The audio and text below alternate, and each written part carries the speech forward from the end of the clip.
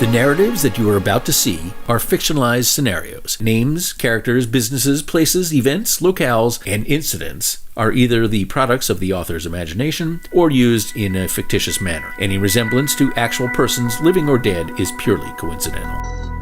The Use Case 2 narrative demonstrates in-flight intent changes in a high-density airspace.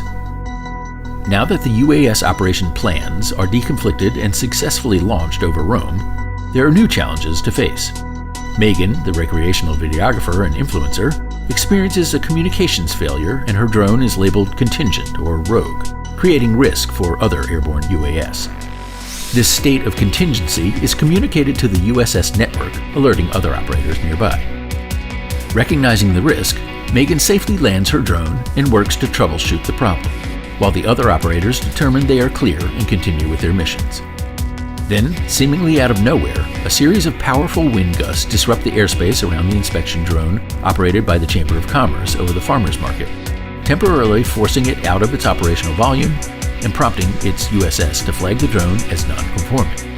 This information is transmitted to the USS network, notifying all operators of the interference from the Chamber's UAS flight path.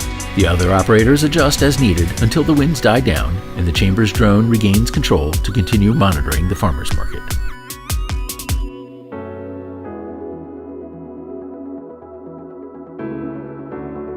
What happens if there are changes that occur in mid-flight of an operation or a UAS? We wanted to make sure we're able to address not only the strategic aspects of pre-flight planning, but also when changes arise while an operation is ongoing. In this use case, those types of interactions take place a little bit more frequently in order to address the challenges as operations are taking place in the same environment. Pulling on that thread of deconfliction and strategies to address deconfliction, if those modifications occur as a UAS is in flight, what are the repercussions that has on both operators, and how are they able to deconflict is one of the key areas that we wanted to explore.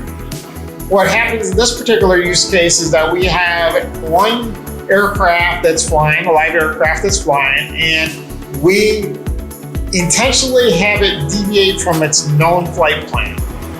We're actually going to go rogue on UAS 5 contingent. We simulate an event that some kind of wind happened and it blew this aircraft out of its reserved flight volumes that it has within the USS. It would be marked as non-conforming. We're flying an off-nominal situation that is not conforming to the flight volume that has been submitted for in the USS. USS alerts not only the operator of that aircraft, they alert other aircraft that are flying in the area because we're relatively close to the other aircraft, and depending on how far this guy veers off from his normal course, the other operator should be aware of it. So this is utilizing, again, the USS network of communication, the USS that individual operators are using, and they're getting information feedback from this non-conforming flight. So then we tell this aircraft to go back in conformance, and in this particular case, everybody gets alerted saying, oh, don't worry about that aircraft any further because it's back in conformance.